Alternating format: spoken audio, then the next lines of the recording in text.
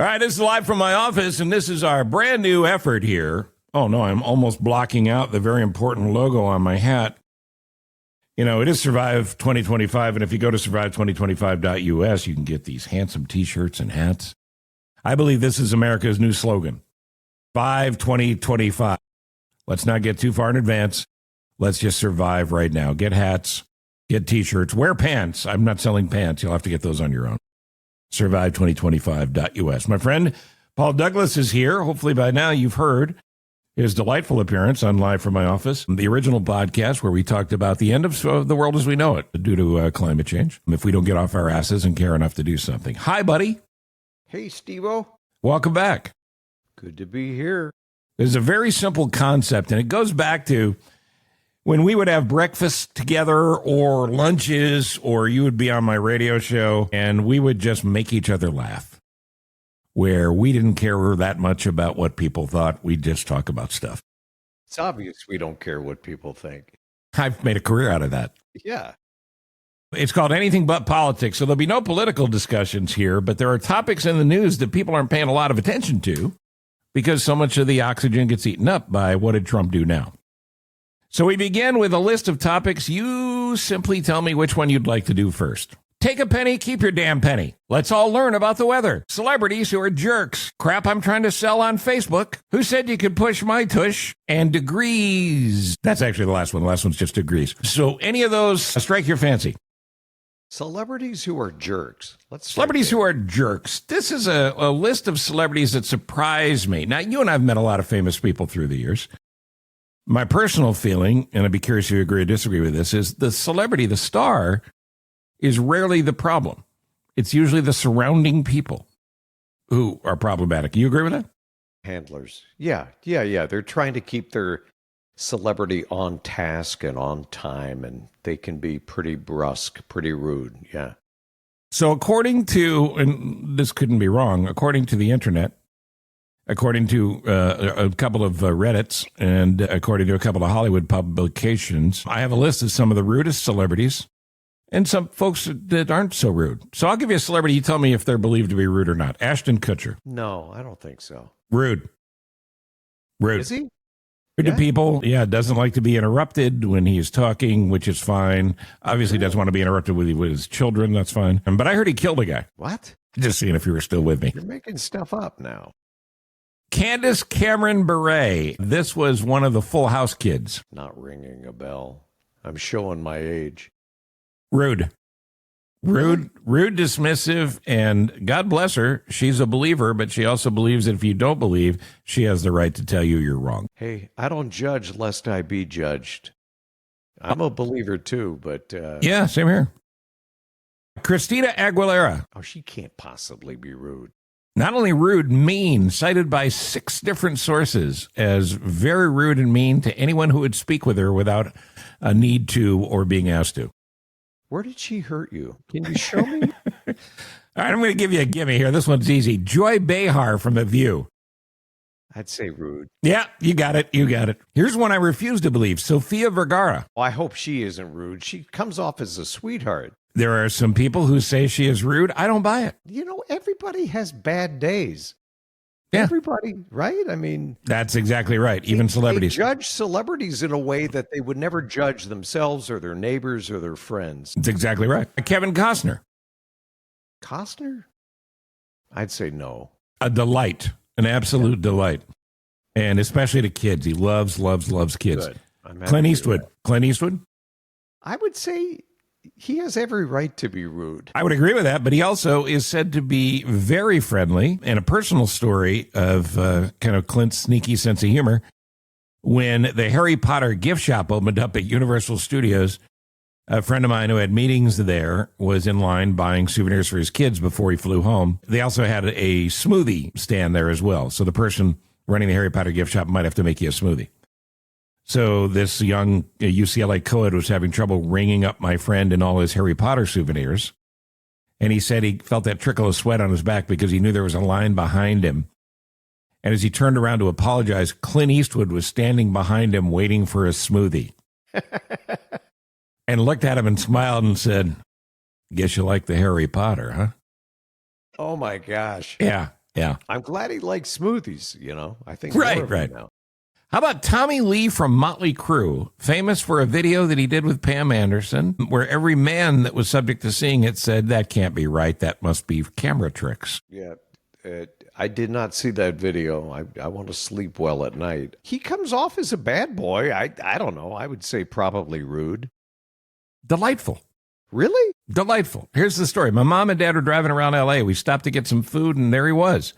I don't remember the whole meeting because I was a little kid, but Tommy played with me, hugged me, ruffled my hair, told me to be good, and make sure I listened to rock and roll. Wow. Okay. How about that? You can't judge every over-tatted heavy metal guy, can you? No. All that rock and roll and all those drugs eventually, I think, catch up with you. But that's interesting. But again, be generous when you judge people. We all have bad days, right? And just these people are not, robots. And can you imagine when you have that much money, that much fame, the one thing you can't buy is your privacy. Right.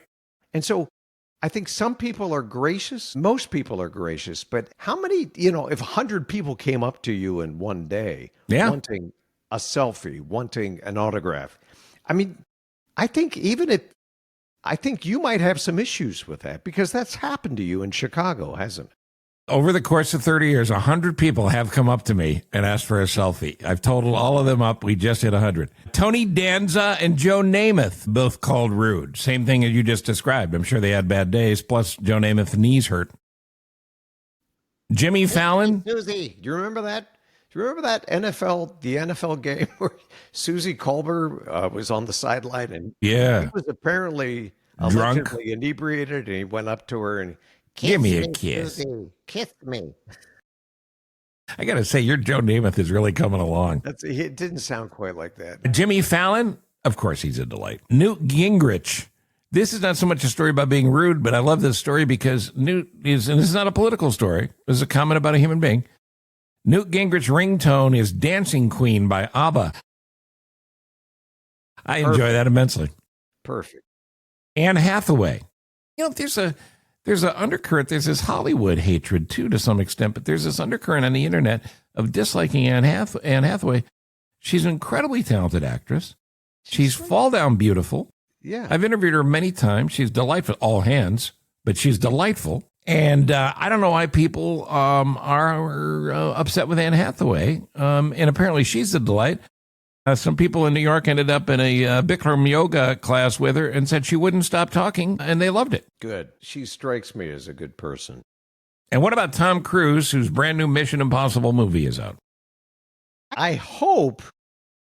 Look, the Scientology thing, we could talk for hours about that. But he strikes me as a good dude, and everything I've ever heard is that he is a good dude. And phenomenal defense. Phenomenal defense. I don't know what he's like to work with because they still haven't made a movie with him. But a woman said they were shooting a movie at my university. I was starstruck, and as I walked, I tripped a bit and spilled my books. He stopped working, came over, collected the books for me, made sure I was okay. Wow. Smiled, and I thanked him, complimented his work, and hoped he'd have a great time filming there. And he said, feel free to stop by and say hello tomorrow. I want to make sure you're okay. Damn. Now, we don't know how cute she was, but, Yeah. Do you think cute people get more attention? You know what? The science is in on that one. Yeah. The science is in, and it turns out, yes, in fact, they do. Wow. Okay. All right, here are your other topics. Degrees. Take a penny, keep your damn penny. Oh, degrees? You want to go to degrees? Degrees. Hit me. Degrees is an interesting topic because what did you graduate with? What was your degree in? A BS in meteorology. Bachelor Come of on, Science. that can't be true.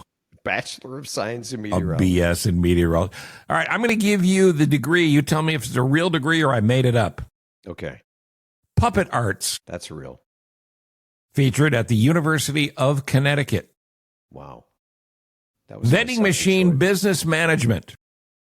What kind of business management? Vending machine business management. That's real. It's fake. I made it up. Costume technology. I would think in Hollywood that would be a thing. So, yeah, that's real. I would think so, too. It's actually offered at DePaul University here in Chicago. DePaul? Yeah. No kidding.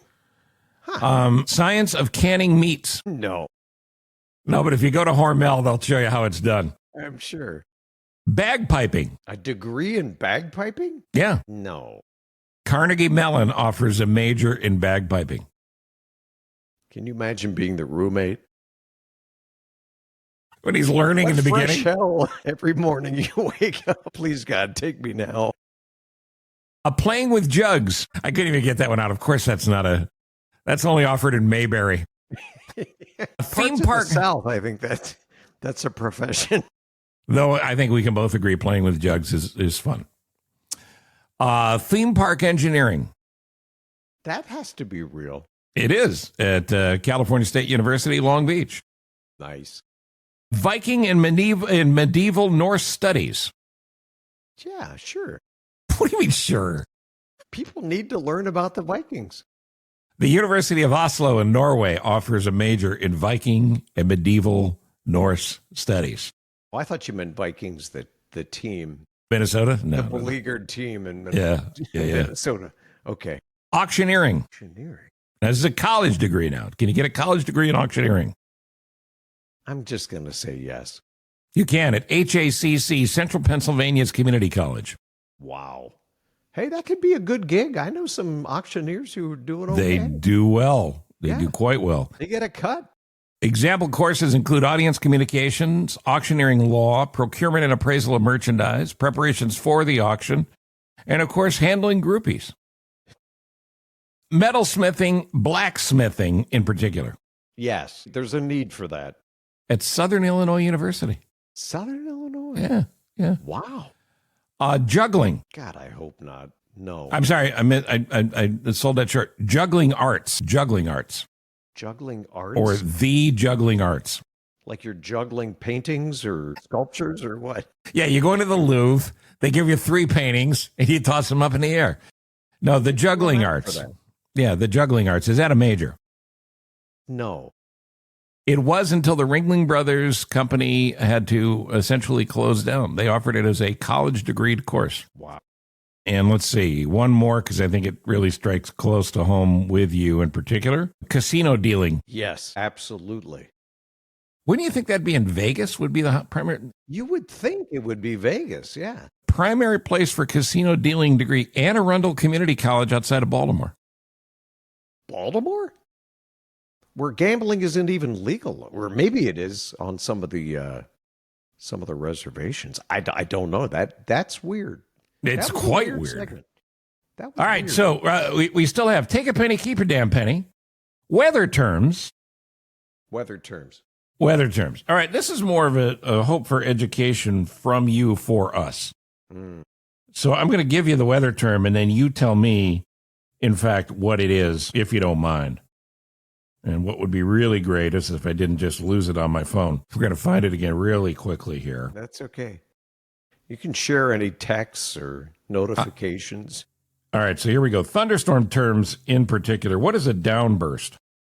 Downburst is a rush of rain and hail-cooled air, usually at the tail end of a thunderstorm, but it can produce winds in excess of 70, 80, even 100 miles an hour. They're fairly rare, but they can produce very strong straight-line winds. Is it different than a downdraft? Yeah, every thunderstorm has a downdraft, but some are more violent, and that would be the downburst. That can cause damage, and this is what planes don't want to take off in or land in. When you have sudden shifts in wind direction or wind speed, that can affect the lift on an airplane wing, and it's bad enough. And by the way, most pilots want to see their kids, their grandkids. They don't fly through thunderstorms. And they usually wait for thunderstorms to move away from an airport before resuming takeoffs and landings. But every now and then, these downbursts they've been responsible for some horrific airline crashes over the years. Nothing recently, thank God. Is it different than a wind shear, or does it cause wind shears? It does cause wind shear. It is a trigger of sudden wind shear. Yes, wind shear There are a lot of different definitions for it, but it's a sudden change in wind speed or wind direction. And again, if you're flying through that, it won't rip the wings off, but it can produce severe turbulence. Yeah, cause some damage. I've never heard this term before, and as you know, I was the weatherman in Grumpy Old Men, and I feel like I should know it. You nailed that. A gust front. Gust front, yeah. Out ahead of a thunderstorm, it's sort of a miniature cool front that can be as much as 5, 10, 15 miles ahead of the storm. So before you see any rain, any hail, any lightning, you get this surge of wind. Again, it's exhaust. Every thunderstorm has an updraft, warm air rising into the storm, and a downdraft. And when that downdraft, that rush of cool air from rain and hail reaches the ground, it can produce a gust front. And that's what triggered the dust storm in Chicago back on May 16th. And that's how it all ties together, because gust front was also the 4th round draft pick of the Bears this year. Gust front. Yeah. We hear this all the time. Weather technology is such now that major city television stations all have a lot of tricks and toys and things, to catch our eyes. And then the local guy wants to impress you with his knowledge of what this and that is. And they always speak of a hook echo. Is that a sky hook echo, like an Abdul-Jabbar sort of thing? Or what is a hook echo? No, it's tornadic storms rotate. They're called mesocyclones or supercells, and they rotate. And on regular radar, they look a little bit like the number 6, kind of dangling off the main thunderhead. So if you see that configuration, that's often called a hook echo. And now with Doppler, we can go in and take it beyond that and actually see which way the winds are blowing. Are they blowing toward or away from the radar site? And we can derive, the air has to be rotating in this certain area. It's called a couplet. We can't, in most cases, see the individual tornado. It's too small. But we can see the parent thunderhead spinning. And if that spin is strong enough, the Weather Service will issue a warning. Even if there's no confirmation of a tornado, they want to err on the side of safety. And one more from this list. By the way, you've scored perfectly so far. You're right on all of these. Mammatus, M-A-M-M. What is it? Booby clouds? That's exactly what it is. Yeah. Yeah, mama clouds. How do you pronounce it? Mammatus? Mammatus. Mammatus. Cumulonimbus mammatus. Those are the ice cream scoops on the underside of a thunderstorm anvil that have kind of an erotic shape. They look like boobies. Called booby clouds. But they look like hanging boobies. They kind of do. Yeah. It's a reminder that men are pigs. Yeah. That must have been fun in school when you were back at Penn State when you learned about those that day. I bet you guys had a lot of laughs. Brings back memories. All right, I got 2 more for you. You tell me which one you want first. The tush push or take a penny, keep your penny? Take a penny. It was announced just today, we're recording this on May 22nd, that the United States Treasury will stop producing pennies. It's official. It's over. Yeah. You're troubled by it at all? You and I grew up with, I got to tell you something, when you and I were kids, a penny, a lot of people don't know this, a penny could buy a brand new Lincoln Town car. I don't remember that experience. I just remember them being a pain. I don't know. I don't know what you do with pennies anymore. No, listen, they're useless, right? Nothing costs a penny. However, hasn't Lincoln been through enough? And now we're going to get rid of it? Come on. I know. It's an insult to Abraham, but still, it's like, who needs... I got these jars full of change. And now have you noticed that it's not easy to go into a store now? I think Walmart used to do it. Some drugstores where you could take all your pennies and nickels and dimes and dump them in a thingy and get actual money. But and they take a hit. There's machines. Some are the ones they use in the bank. And the bank loves it. Boy, the bank tellers love nothing more than you coming in with a bag full of pennies. But in the grocery store in various places, you could dump your coins in. Yeah. And then for a small fee of, say, 70% of the take, you'll get cash back from that for the change that you've been collecting. Yeah. Yes. Yeah. What a business model. So take a penny, keep your damn penny. And finally, stop pushing my tush. The NFL has voted, and they are keeping the tush push as a play. Now, for years in local television, nobody was ever better than you. And I mean this, nobody, including my friend Tom Skilling. Nobody was ever better than you in presenting the weather in a factual, scientific way and making it funny and entertaining. You're the best I've ever seen. Well, that's very sweet of you. Thank you, Steve. But I also know, and I'm going to blow the lid off this story, I also know from spending a fair amount of time on TV when I had hair, that TV newsrooms have a fair amount of downtime, where TV anchors, the people you know best, whether they're weather, sports, or main anchors, spend a lot of time, that's a technical term here, dicking around. So did you ever feel like, and this could have been an HR issue, that your tush was pushed when you didn't ask for it in the newsroom? Did that ever happen? I was never, no, I don't remember. You were never involved in a tush-pushing incident? Nobody ever touched my tush, ever, and that's kind of sad. But I do remember at one of the TV stations in the Twin Cities, the sports guy could not stop farting. The main sports guy, he would come into my office, he would back in butt first, tush first, just unload. It was horrible. It was like toxic nerve gas. You had every right to kill him. No court in the land would have stopped you. I had a bottle of Glade, Country Fresh Glade, and I remember chasing him around the station, and his butt was completely soaked with this Country Fresh Glade, and even that didn't stop him. I have to say that is probably frowned upon in 2025. We got away with stuff in the 80s that you cannot do now. The 80s and 90s, where people chased each other with Glade and in a perfectly, I mean, honestly, a rational response to being farted upon. Well, you have a right to defend yourself. The tush push remains. My friend Paul Douglas, thank you for joining us for Anything But Politics and on our last episode of Live from My Office as well. You're a valuable voice at all times when it comes to science, the discussion of the same. And you're also a valuable voice when we're talking about squirting another man in the butt with Glade air freshener. Never take yourself too seriously. And that's why I love you, Steve. You're the best, buddy. You're the best. You got the facts and you do it with a laugh. So thanks for having me on, and stay out of jail. Stay out of prison for a little while, okay? Believe me, if I go in, first call is to you. You may want to change the number. I'm going to put my spam filter on for your number. Thank you for listening to Live from My Office, a service of Monkey Run Productions. All rights reserved. The podcast is hosted by Steve Cochran, and it's mixed, edited, and produced by me, Ross Cochran. Steve is available for corporate speaking gigs.